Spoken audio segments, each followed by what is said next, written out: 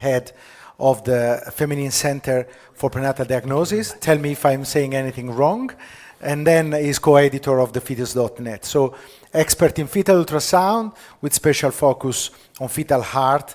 And he will talk about fetal heart, aortic arch today, and 4 chambers. 2 presentations, and we'll be here. Please join on the stage.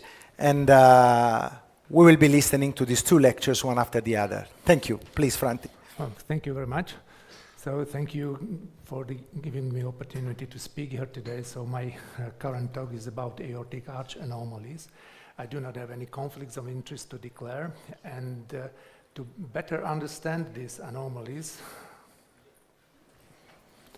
I would like to start with just a second. I would just some technical problems here. Seems doesn't work.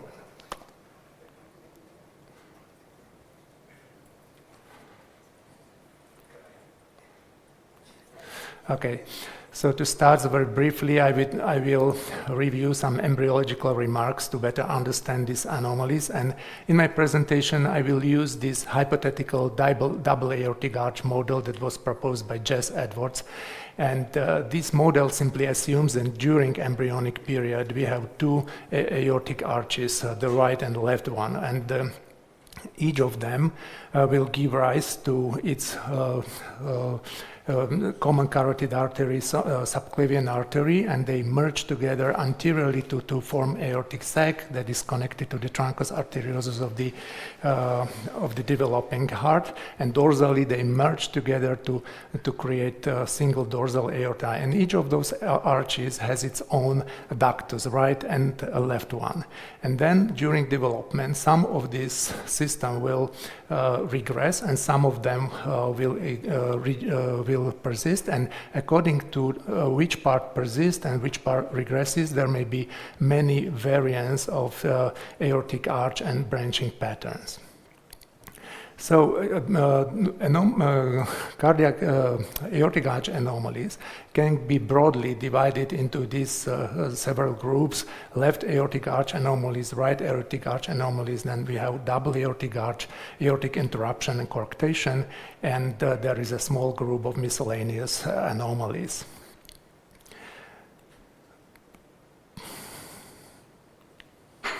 So let's start with the left aortic arch with normal left ductus arteriosus. So the left aortic arch develops when the right aortic arch regresses in this A1 region distally to subclavian artery. And now very important rules applies here, that those structures that are anterior to the zone of regression will shift anteriorly and to the opposite side. So this initial part of the right aortic arch will become a brachiocephalic artery, and it will move anteriorly and to the opposite side to move the definitive arrangement of the left aortic arch. Okay, so by definition, the left aortic arch is the single aortic arch passing over the left main bronchus and to the left of the trachea. It has left side is ductus arteriosus and the normal branching pattern of the aorta, or in some cases it may be associated with aberrant right subclavian artery.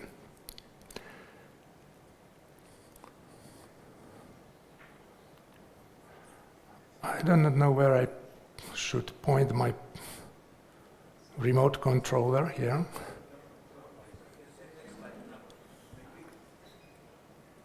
Next slide. Okay, so what is the normal branching pattern of the aortic arch? So normally the aortic arch has 3 branches: the brachiocephalic artery, followed by the left common carotid artery and left subclavian artery. But about 20% of population has just 2 branches. The wider brachiocephalic artery that subdivides into a left common carotid artery, right subclavian artery, and the right common carotid artery, and is followed by the left subclavian artery. This is often referred to as bovine type of aortic arch. But this is a little bit misleading term because in cattle they have just one brachiocephalic artery that further subdivides into all brachiocephalic vessels. Next slide, please. Okay, so this is how it looks like during scanning. So we have normal aortic arch with 3 branches, and on the second image, the video does not work. There was an aortic arch just with 2 branches. Yeah. Now you can see it. Okay, so let's go further.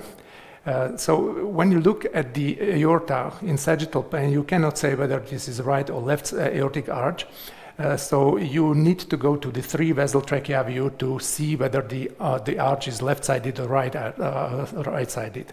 So in normal conditions, the left aortic arch is on the left side of the trachea and creates a V-shaped configuration together with the pulmonary artery and left ductus. And let's move a little bit down further. Okay, so this is the V-shaped configuration. And next slide, please.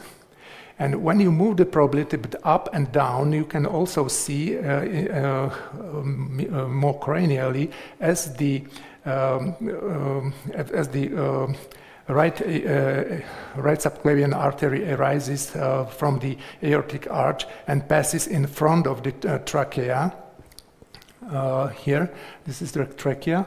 And also you can see dorsally the course of the left subclavian artery, and you can also see anteriorly the both thoracic arteries, internal thoracic artery that delineates the thymus, and it can sometimes help us to better visualize the thymus. Okay, let's another problem. So left aortic arch can sometimes be associated with aberrant right subclavian artery. Next slide, please. So it happens when the right aortic arch regresses in this C1 region between the right common carotid artery and right subclavian artery. In that case, you will get a situation like this. So you will have the right aortic arch with right common carotid artery, left common carotid artery, and left subclavian artery. And the 4th branch is going to be aberrant right subclavian artery that passes behind the trachea in esophagus and courses to the right side. Next slide. Okay, so during scanning, it looks like this. You will have this V-shaped configuration, pulmonary artery, ductus, and aorta, and aberrant right subclavian artery passes behind the trachea and esophagus and coursing to the right side. Next slide, please. So aberrant right subclavian artery represent the most common aortic arch anomaly with incidence about 1 to 2%, and it's considered to be normal variant, but if it is associated with some other cardiac anomalies like conotruncal anomalies, it increases the risk of abnormal genetic background, especially 22q11 microdeletion, and fetuses with trisomy 21, up to 30% of them has this variant. But if it is isolated, the association with the trisomy 21 is actually very weak, and invasive testing can be deferred in this patient, and cell-free DNA can be offered to those mothers. And very rarely this anomaly causes compression of the esophagus, so-called dysphagia illusoria. Next slide, please.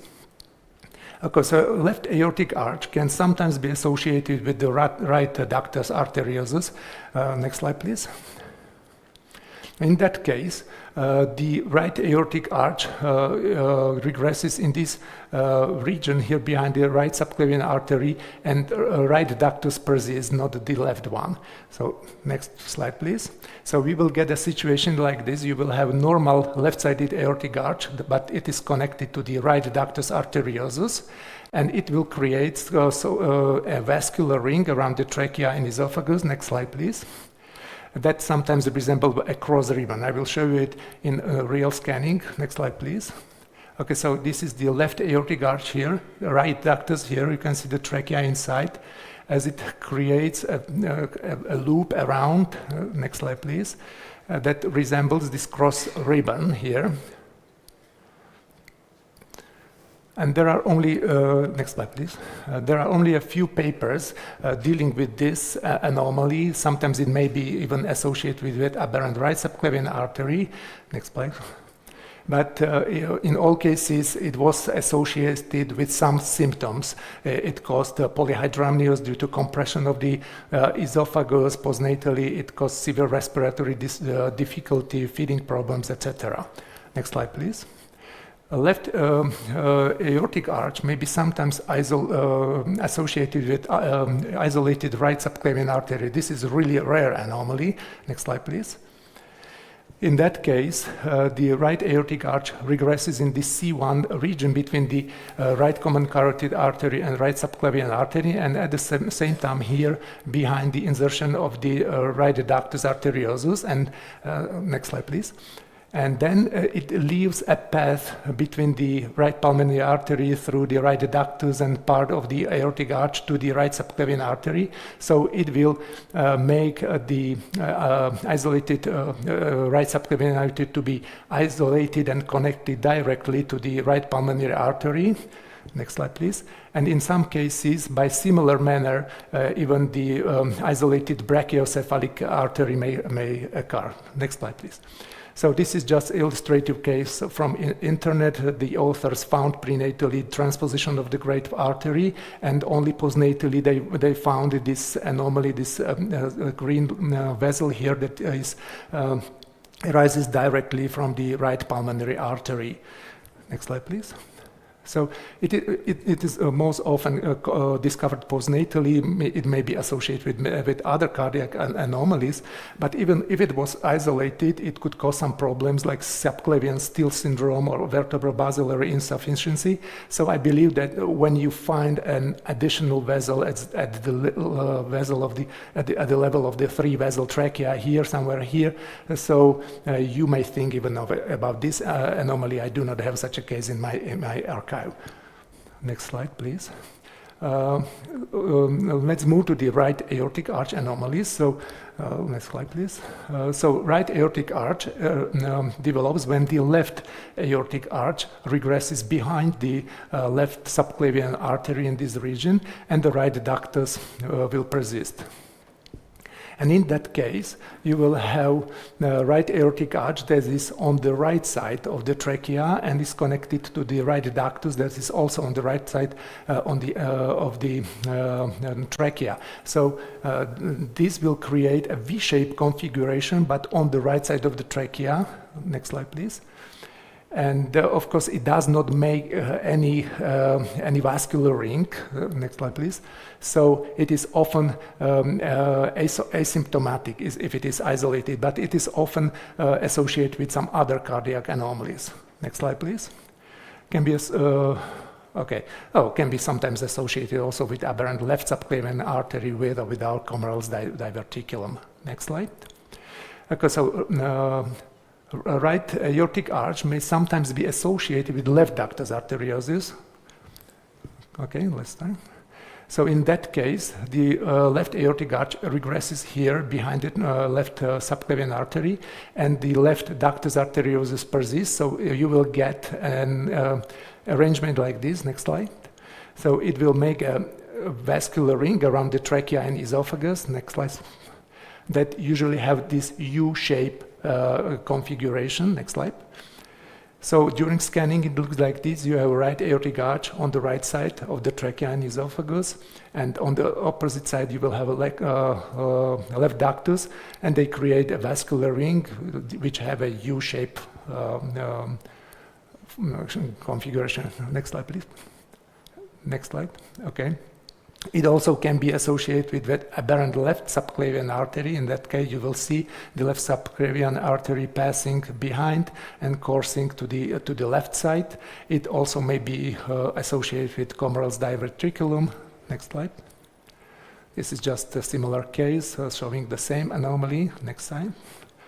And so, despite of the fact that this arrangement makes a vascular ring around trachea and esophagus, this vascular ring is often very loose and often does not make any problems.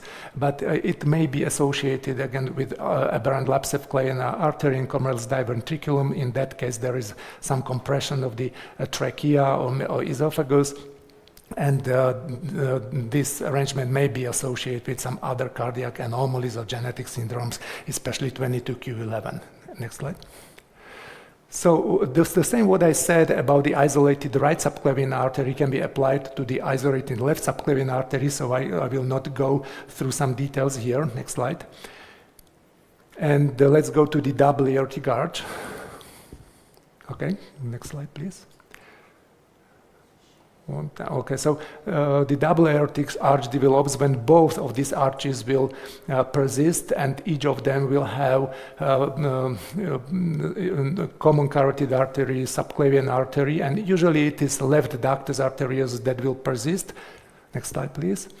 So, but you may have both conditions with the left ductus and with the right ductus, but this one is really rare. Next slide. Okay, so in this case, the aorta makes kind of a lambda sign, the bifurcation that goes around the trachea and esophagus and makes usually very tight vascular ring around these structures. Next time. Okay, so here is how it looks like during the scanning. So you see the bifurcation of the aorta here, right arm and left arm here. Usually this left arm is much smaller than the right one. Sometimes it is so small that it cannot be detected on ultrasound. This anomaly then can be considered to be just the right aortic arch with left ductus. Next slide, please. This is for the representation. It's not necessary to do the 4D, of course, because the imaging will give you the whole information about this anomaly. Next slide, please.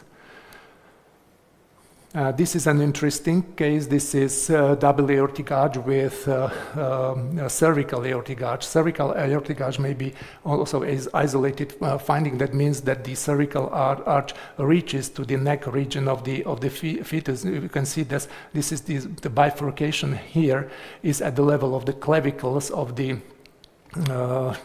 fetus, so it was very high positioned double aortic arch, and this case was associated with 22q11 syndrome. Next time, please. Next slide, please.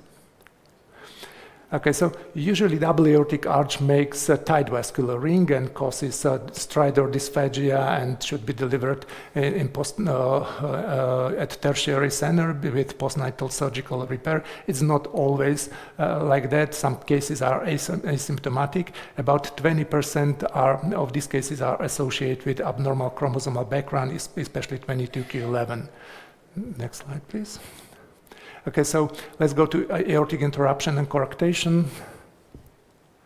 Next slide, please. Okay, so interruption, that means complete separation of the ascending and descending aorta, and it is rare, about 1% of congenital cardiac anomalies, and they may be associated, of course, with extracardiac malformation, primarily 22q11, and of course these cases requires delivery at tertiary cardiology centers with postnatal surgery. Next slide, please. There are three types of aortic interruption according to the site where the interruption occurs. If it is in this region behind the left subclavian artery, it is type A. It makes about 40% of cases, and 50% of these cases are associated with ventricular septal defect, but rarely with DiGeorge syndrome. Type B is the most common, about 55% of cases, and here is the interruption between the left common carotid artery and left subclavian artery. Almost always it is associated with ventricular septal defect, and 50% of these cases are associated with 22q11, and this is the rarest form. Only 5% of cases where the interruption is behind the brachiocephalic artery and between the brachiocephalic artery and left common carotid artery. Next slide, please. So I will show you the rarest one, the type C. So you will see that there was disproportion between the right and left ventricle, and when you look at the three-vessel trachea view, you will see just the pulmonary artery and ductus here, but you see you do not have this V-shaped configuration here, because you see just the aorta and transverse section of the aorta that continues upward as a brachiocephalic artery. Next slide, please. You can, of course, better to visualize it in this sagittal section. You see the aorta here as it branches here, and ductal arch has left common carotid artery and left subclavian artery. Next slide, please. So you can also use the 4G, the imaging, but this is also not crucial or not important for final diagnosis. Next slide, please. So let's go to aortic arch and aortic coarctation. It's just a narrowing of the aortic arch, typically in eastwing region. It makes like 5 to 8% of congenital cardiac anomalies with high recurrence risk, about 2 to 6% for a previously affected child and 4% for an affected mother. And it is commonly associated with some chromosomal extra cardiac anomalies. But what I have to say is that prenatal detection of coarctation aorta is difficult, and with high false positive and high false negative rates. So any suspicion of the coarctation should be referred to tertiary centers. Next slide, please. So there are, again, 4 types of coarctation, ABC, according to the place of the narrowing of the aortic arch, or when a longer segment is involved in the coarctation, it is called tubular hypoplasia. I will skip this part because I will cover it in my next presentation. Next. Okay, next slide.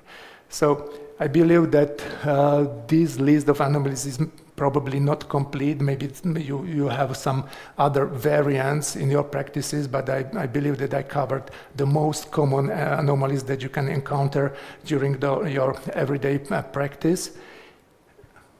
And in general, the aortic arch anomalies can span from the very benign types to very severe forms. So I believe that adherence to ECO guidelines will significantly improve detection rate of vast majority of these anomalies.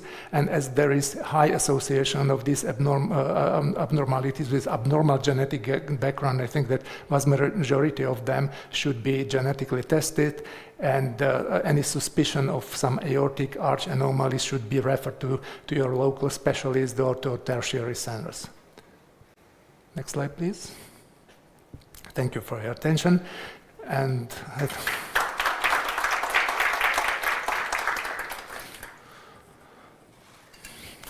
I think I will continue with my next presentation.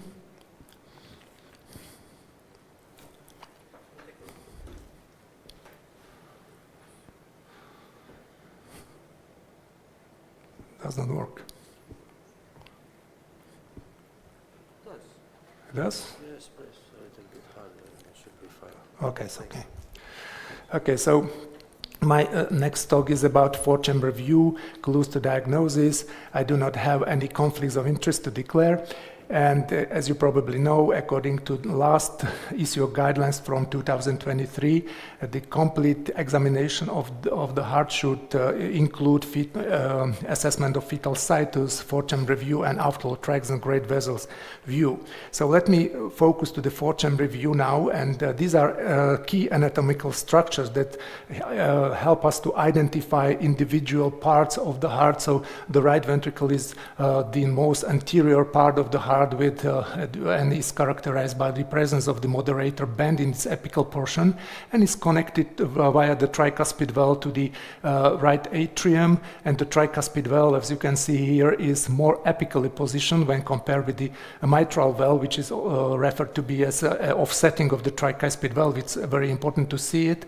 And left ventricle, it's ventricle that is apex forming ventricle. It has smooth contours and is connected to the via the mitral valve to the left atrium. Left atrium is the chamber where pulmonary veins enter and is connected to the right atrium via the foramen ovale, and you should see the flap of the foramen ovale opening to the left atrium. But of course, these were just structures that help us to identify individual parts of the heart within the heart, but we should assess more aspects of the heart like this. And so we should look at cardiac position of the heart. We should also assess a cardiac axis. Also, we should assess symmetry of the ventricles and atria. We should also assess the size of the heart that can be expressed as a cardiothoracic diameter ratio or circumference ratio or area ratio. We should also look at the crux at the septum. There is very important to see this offsetting of the tricuspid valve, and of course to evaluate the integrity of the interventricular septum. Then we should look at the entries of the pulmonary veins and cardiac rhythm, and we should also look around the heart to assess some extra cardiac structures. So let's go to the cardiac position and cardiac axis, because these are related together. And if the heart is predominantly located within the left hemithorax, we speak about levocardia. If it is in the middle, it is mesocardia, and if it is on the right side, it's dextrocardia. And these abnormal positions of the heart may be result of some abnormal rotation, malrotation, or malposition of the heart, and they can be associated with some intra or extra cardiac anomalies. So let's have a look at the levocardia and some anomalies that can be seen here. So sometimes the heart may be over-rotated to the left side, and then this leftward deviation of the cardiac axis is sometimes referred to as levoposition.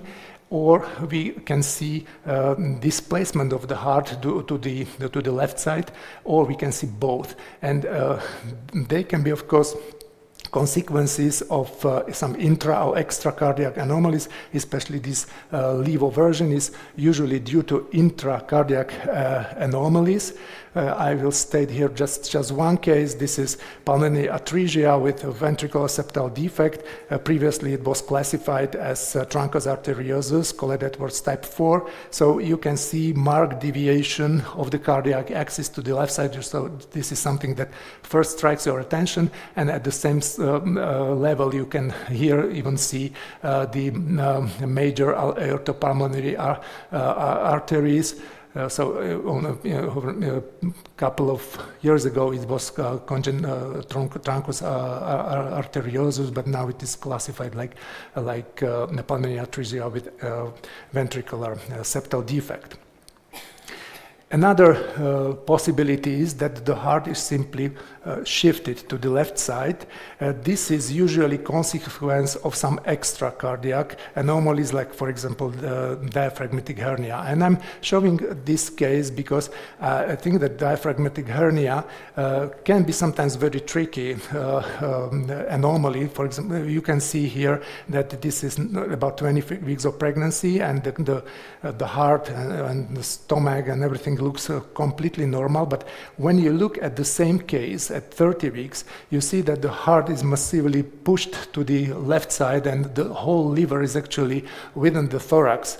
So diaphragmatic hernia, especially the right-sided diaphragmatic hernia, may be very tricky and may become apparent only later in pregnancy. There are even some cases that it was apparent after delivery or postnatally.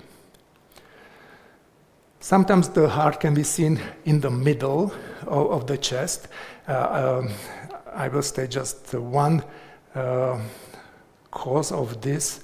anomaly. So this is mesocardia due to laryngeal atresia, where the heart is compressed to the midline due to enlarged hyperechoic lungs. I think that these high airway obstruction syndromes are very easy to remember because the lungs really looks very strange and hyperechoic and enlarged. Let's go to dextrocardia. So the dextrocardia, the heart occupies the half, the right half of the thorax, and it again may be due to some extra cardiac anomalies, and the heart may be shifted to the right side as it is on this animation, and it can also be caused by some space-occupying lesions like cystic adenoma malformation of the lungs or left-sided diaphragmatic hernia, as it is in this case here. Or sometimes the heart may be in the right hemithorax due to so-called mirror image dextrocardia. That means that the heart is like shifted,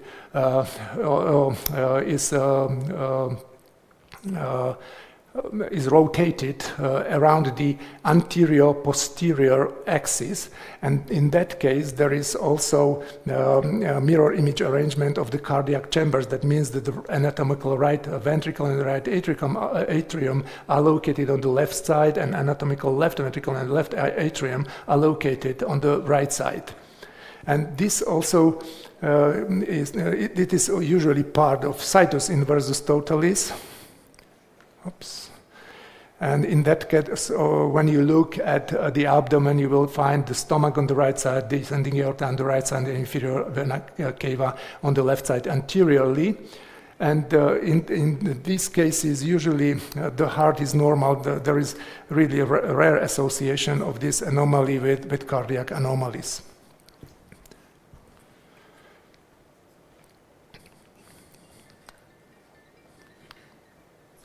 Okay, so we saw the dextroposition, mirror image dextrocardia, and now we will move to dextroversion. It means that the heart in this case is within the right hemithorax due to rotation around the craniocaudal axis. And it is usually associated with some intracardiac abnormalities, like it is in this case.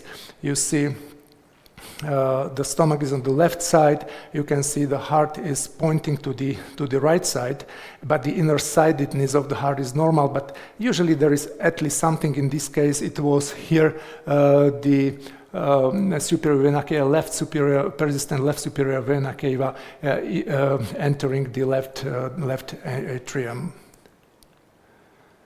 So we had dextroposition, mirror image dextrocardia, dextroversion, and now there is also possibility that you have combination of dextroversion. At the same time, you have congenitally corrected transposition of the great arteries, and in that case, even the ventricles are inverted. So you have anatomical right ventricle connected to the left atrium and anatomical left ventricle connected to the right atrium. Of course, this anomaly may exist also with levocardia, but in both cases that there is this abnormal inner arrangement of the heart. So when you look, for example, here, you see the left ventricle apex forming ventricle is here, and it is connected to the right ventricle. You can clearly see that there the atrioventricular valves. This is the tricuspid valve. It is more apically positioned when compared with the mitral valve, and this is right ventricle with moderator bend here and is connected to the left ventricle because you can see the pulmonary veins entering the left atrium. So. Of course, when you look at the great vessel, you see the parallel course of the great vessels. In this upper case, it was also associated with pulmonary atresia, ventricular septal defects. You see the reverse flow within the ducts here and parallel course of the aorta and pulmonary artery. Okay. So once you find the heart within the right hemithorax, it is very important to look at the abdominal situs because it may be isolated dextrocardia In that case, you will find descending aorta normally on the left side, and the inferior vena cava on the right side anteriorly, or it can be part of total situs inversus totalis, and in that case, you will find also the stomach on the right side and descending aorta on the right side, and inferior vena cava on the left side, but it may be also part of heterotaxis syndromes, and in that case you have two possibilities, left isomerism or right isomerism. In left isomerism you will not find the inferior vena cava because there is interruption of the inferior vena cava, and the continuation of the venous flow is mediated via the azygos vein, which is more striking structures in these cases. Or you may have right isomerism. In that case, you will find the inferior vena cava, but it is always in juxtaposition with the descending aorta, and it may be on the right or on the left side. As you can see, I didn't depict any stomach here because in heterotaxis syndromes it is not that crucial. It may be on the left or on the right or in the middle, but for the diagnosis it's more important to look at this at the aorta and inferior vena cava in these cases. So we had cardiac position and axis, and let's have a look at the symmetry. So normally the right ventricle and the right ventricles and atria are approximately of the same size, but there are some situations when we see asymmetry of these structures, and these are the most common situations. You may have ventricular asymmetry or atrial asymmetry. So probably the most common is coarctation of the aorta and hypoplastic left heart syndrome, which have some similar features, but in coarctation of the aorta, you see that there is normal contractility of the heart, and still the apex forming ventricle is the left ventricle. When you look at the hypoplastic left heart syndrome, the apex forming ventricle here, it is the right ventricle, and there is abnormal contractility of the left ventricle, often with some signs of fibroelastosis. And if you look at the color Doppler, you will see that there is normal antegrade flow across the mitral valve here in coarctation, but in hypoplastic left heart syndrome that is decreased or reduced absent flow across the mitral valve. And when you look at the three-vessel trachea view, you will see that there is discrepancy in sizes of the pulmonary artery and aorta, but there is still antegrade flow in coarctation, but reverse flow here within the aortic arch in cases of hypoplastic left heart syndrome. And again, when you look at coarctation, you can usually see the narrow segment of the aorta in sagittal scan together with often can be seen this shelf here, this protrusion to the lumen of the aorta. Of course, ventricular asymmetry may be also caused by enlargement of the left ventricle. For example, here it is an example of critical aortic stenosis. In that case, of course, you have signs of fibroelastosis. You will also have the reverse flow at the level of the aorta. But these cases usually lead to hypoplastic left heart syndrome if left untreated. So these are the main differences between the coarctation and hypoplastic left heart syndrome. So in the coarctation, there is right ventricular dominance. There is a ratio between these sizes of width of the right ventricle and left ventricle about 1.7, which is quite typical for the coarctation. There is normal contractility here, abnormal contractility. Apex forming is still left ventricle. Here it is right ventricle. There is normal mitral flow, absent reduced mitral flow, and there is antegrade flow across both pulmonary artery and aortic arch in coarctation, but not in hypoplastic left heart syndrome. And sometimes, of course, the ventricular asymmetry may be caused by abnormal development of the right ventricle. This may be a cause, or this may be seen, for example, in tricuspid atresia, pulmonary atresia with intact ventricular septum. So this is an example of tricuspid atresia. You will see with ventricular septum defect, you will see that the right ventricle is very, very small here. You can see that the right ventricle is fed just via the defects within the ventricular septum here.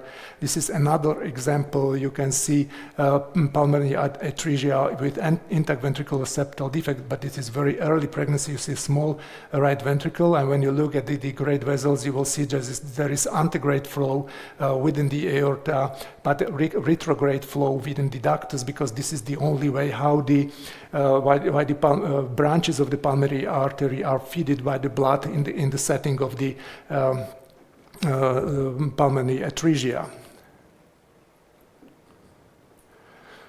And let's go to atrial asymmetry. It is usually the right atrium that is enlarged, for example, in Epstein anomaly, or in pulmonary atresia intact ventricular septal defect, or it can be idiopathic. So these are two cases of Epstein anomaly. On the right, there is a very severe form with enlargement of the whole heart, but of course the right atrium is the massively dilated because of displacement of the septal leaflet of the tricuspid valve, but this one is less striking form. Sometimes you can see this anterior leaflet of the tricuspid valve together with the orifice makes an impression that the tricuspid valve is normal, but you have to look very carefully to the septal leaflet, and maybe this is not so striking because there is also defect under the insertion of the septal leaflet of the tricuspid valve, and in that case this ventricular septal defect alleviates the pressure within the right ventricle, and then there is not so vigorous regurgitation as it was in previous case.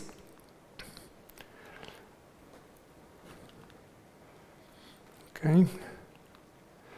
And let's go to the size of the heart. So normally the area of the heart covers approximately 1/3 of the area of the thorax, and of course it can be the heart sometimes may be enlarged due to some extra cardiac anomalies. Like in this case, it was due to overload of the heart in the setting of the cerebral arteriovenous malformation. This is another example. This is left axis deviation and enlargement of the heart in the setting of a tetralogy of Fallot with absent pulmonary vein syndrome. You see that as the video will go further, you could see the ventricular septal defect, the deviation of the cardiac axis, and you can see the very enlarged branches of the pulmonary artery due to absent pulmonary vein syndrome. This is a 4D representation of the same case, but it's not necessary to get the complete image of this anomaly again.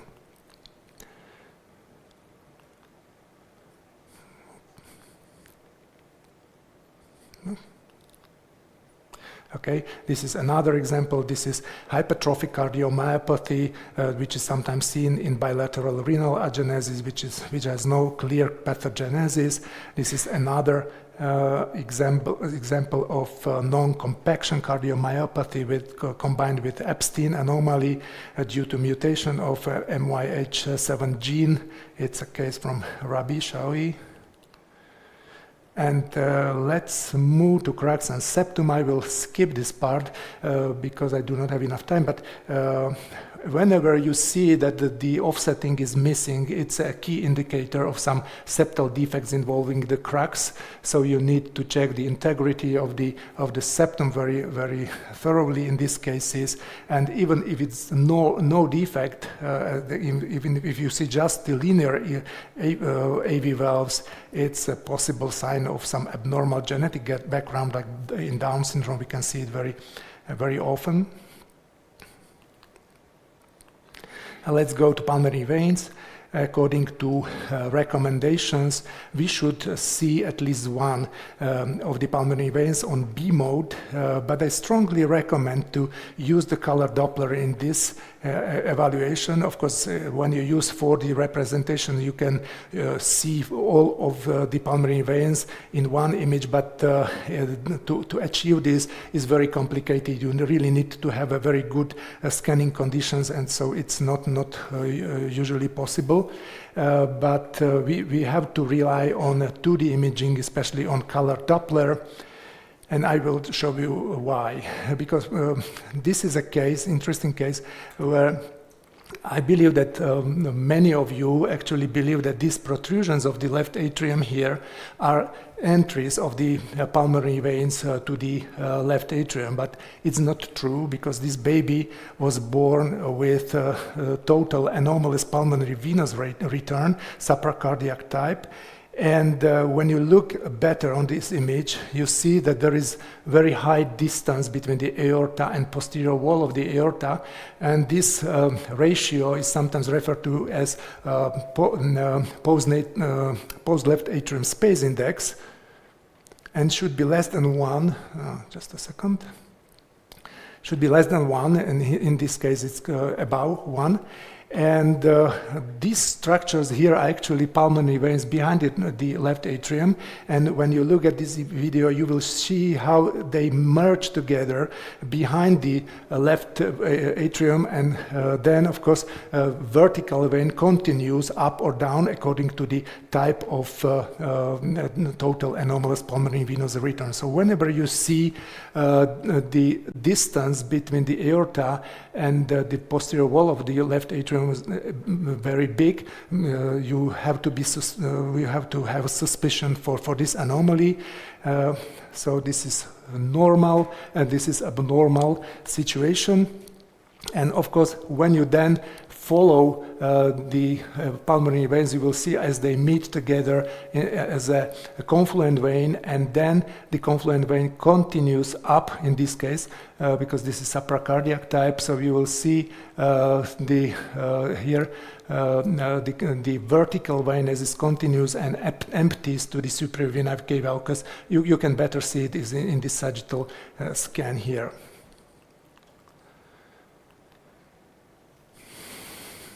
Okay. You can also use the 4D imaging to depict this anomaly, but it's not important for the final diagnosis. So I recommend always use the color Doppler in this setting. Sometimes the confluent vein may be mimicked by the esophagus during degglutination, but even in these cases, the post-left atrium space index is still within normal limit, and of course this is just transitory phenomenon here.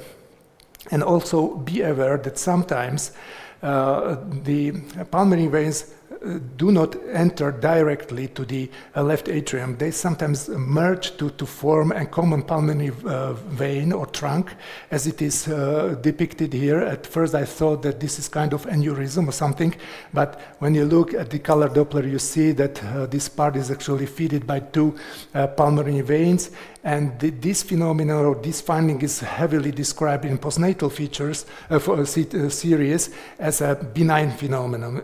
So it does not have any clinical consequences.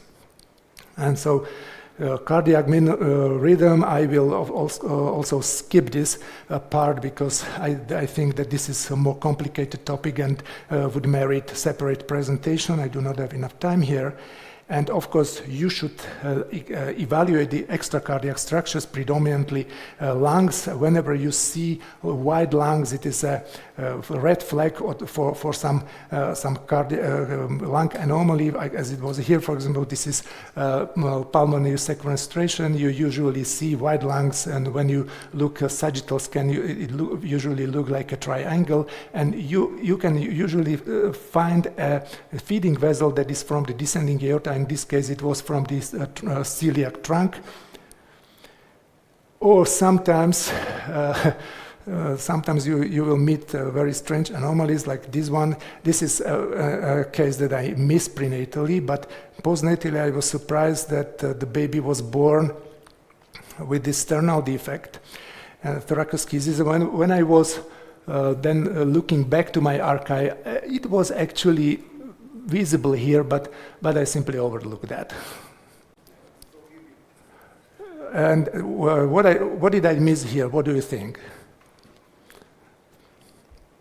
This is also a very rare case, but the baby was born with Poland syndrome, and when you look here, there is normal pectoralis major here, but absent pectoralis major here. When you look sagittally, you see pectoralis mare on the left side, but not on the right side here. So, but again, I missed this diagnosis prenatally, and the baby was born with this. Okay, so these were 8 aspects that you should cover during your examination. There are many anomalies that can be directly diagnosed at this level, as you can see here, but maybe you will not get the whole pictures of an anomaly, but at least you will have a suspicion for something at this level. So I believe that if you assess symmetry, position, axis, size, and flow, the 4th chamber will tell you more than you think, and just remember that many cardiac anomalies, that the diagnosis often begins in the 4th chamber view of the heart. Thank you very much.